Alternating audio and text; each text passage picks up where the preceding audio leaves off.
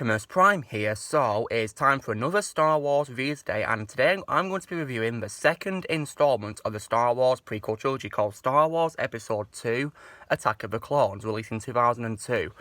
And guys, I am not alone today because my very good friend Starkiller 5555 will be joining me to review it. So yeah, I'm going to let him say his thoughts on the film first. And yeah, and if you guys, please consider subscribing to his channel to give him some support. He deserves it. So I'll have a link down below in the description. So yes, guys can go check out his channel. So yeah, anyway, take it away, Starkiller.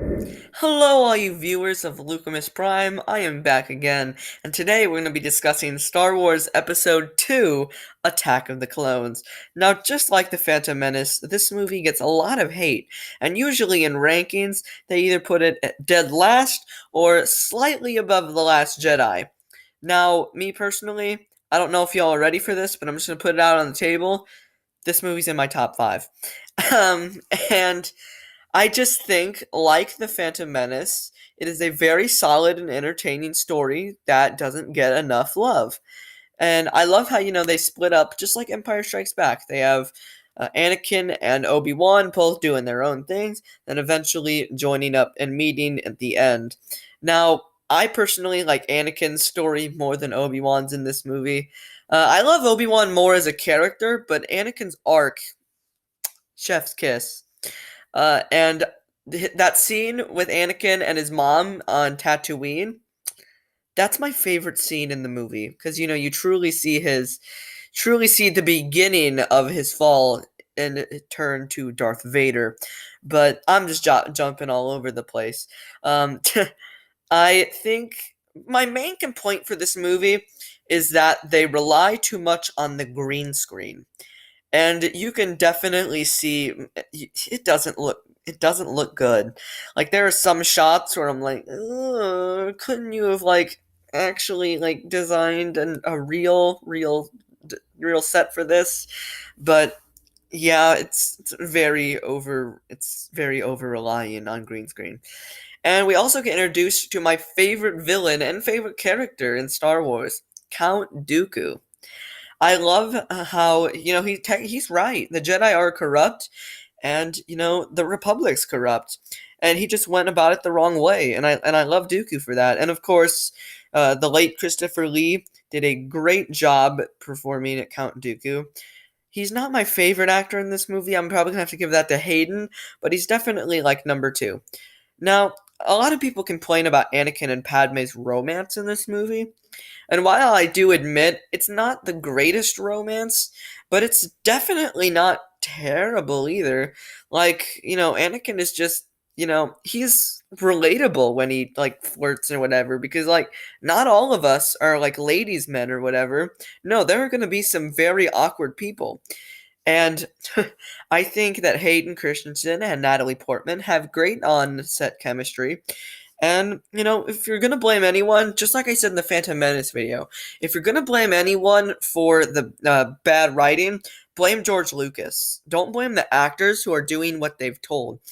Um, but yeah, the introduction of the clones is really cool, and I just love the final battle. It's one of my favorite final battles in Star Wars. And the ending lightsaber battle, wow. We get to see Anakin in action. We get to see Obi-Wan return, even though he doesn't really do that good. Then we see Yoda with a lightsaber.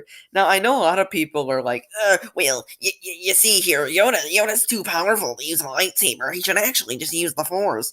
But y'all, just be quiet. I love Yoda with a lightsaber, and it's just such an epic scene. And overall, I would probably say that Attack of the Clones has a better story than The Phantom Menace, but I feel like Phantom Menace has better effects, because they don't rely on green screen. And overall, The Phantom Menace is just more rewatchable for me. But it's kind of like how Logan's a better movie, but I would rather prefer Days of Future Past. But we're not here to talk about X-Men.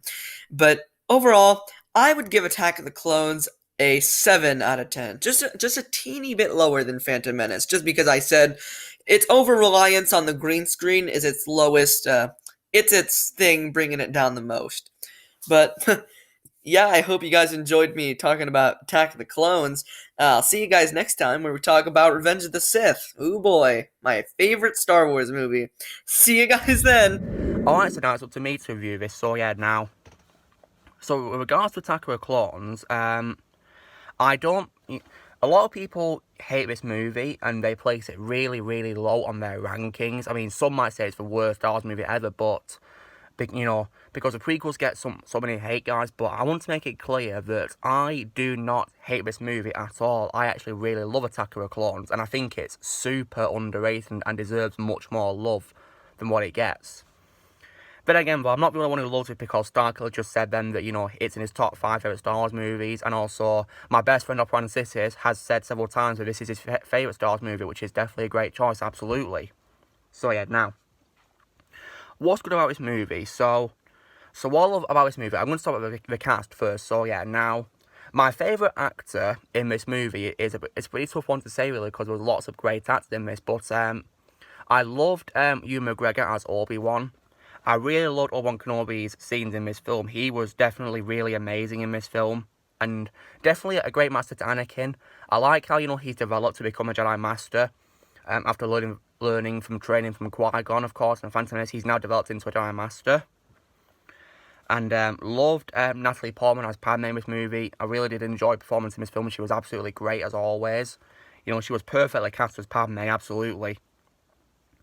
I loved Frank Oz as the voice of Yoda. I think once again he delivered an absolutely perfect vocal performance as Yoda. And I will say that I was glad that unlike Phantom Menace, that this film had a CGI Yoda in its initial release in 2002, which replaced that god-awful puppet from the original version of Phantom Menace. So yeah, I liked the CGI Yoda in this, and of course in a re-release of Phantom Menace in 3D. That sort of cinema. I loved Samuel L. Jackson as Mace Windu. He was definitely great in this movie, and I like how he played kind of like a much bigger role in this film compared to Phantom Menace, which, I did appreciate. It was pretty cool. And now, I'm also going to talk about Hayden Christensen as Anakin Skywalker, and I'm going to defend Hayden Christensen because, he gets so much hate from playing Anakin in this movie, and I don't think he deserves it at all. Because, in my opinion, guys, Hayden Christensen played Anakin Skywalker perfectly.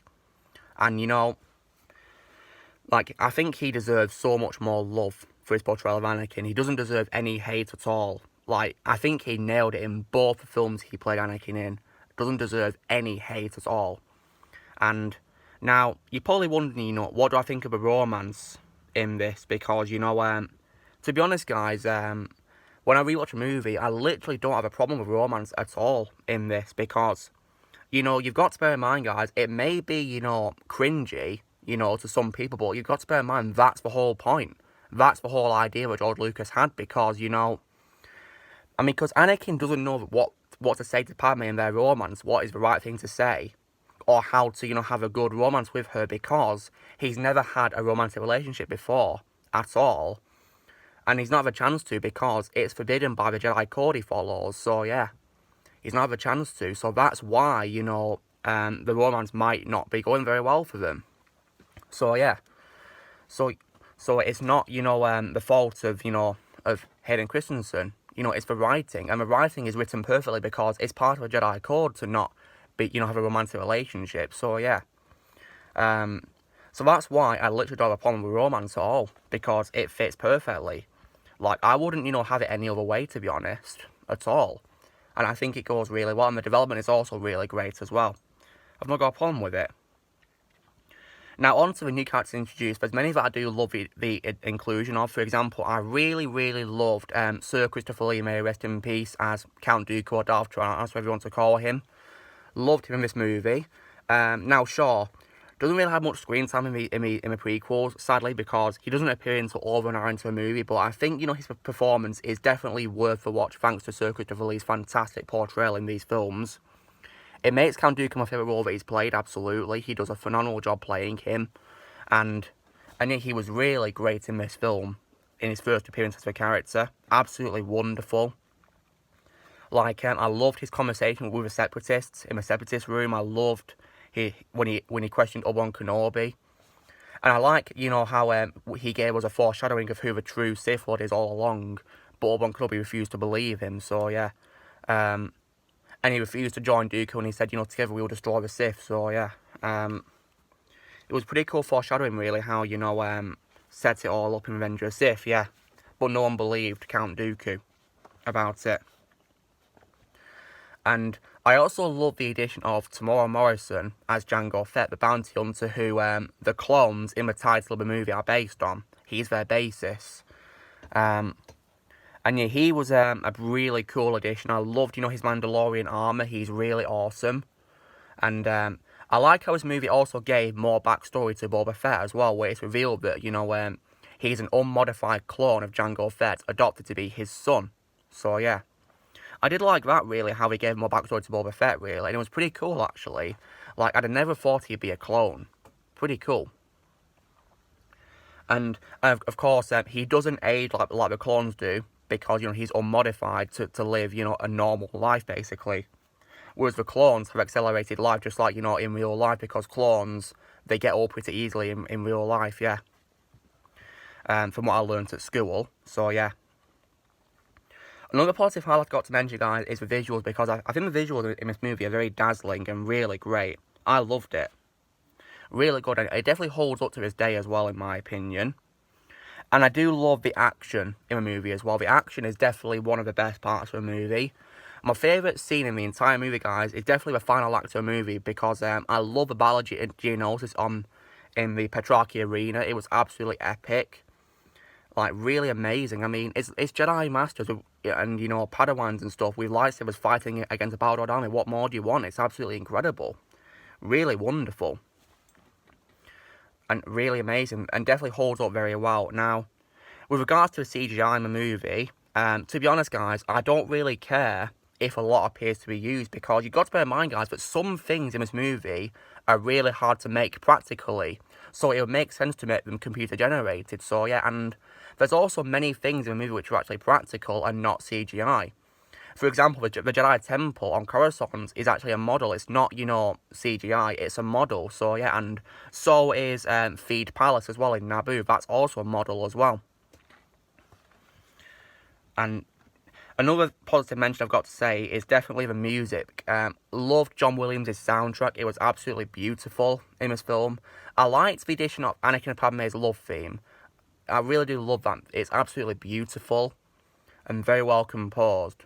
Like, I like to listen to it all the time, and it's just lovely to listen to, really. Very relaxing and calm. I love it. Really beautiful music.